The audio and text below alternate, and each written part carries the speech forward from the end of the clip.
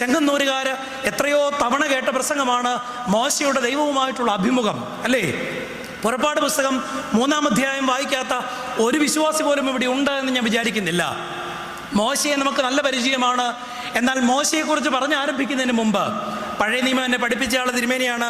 അബദ്ധം വല്ലതും പറഞ്ഞാലും തിരുമേനി ക്ഷമിക്കണമെന്ന് ആദ്യമേ തന്നെ ആമുഖം പറയട്ടെ. വലിയ മാർക്കൊന്നും ഇല്ലായിരുന്നു കേട്ടോ, അതുകൊണ്ടാണ് ഈ ഭയം എനിക്കുള്ളത്. മോശയെക്കുറിച്ച് പറഞ്ഞ് ആരംഭിക്കുന്നിടത്ത്, അവൻ്റെ ചരിത്രം ദൈവം കുറിക്കുന്നിടത്ത് ഒരുപാട് പ്രത്യേകതകളുള്ള ഒരു ചരിത്രം മോശയ്ക്ക് പറയാനുണ്ട്.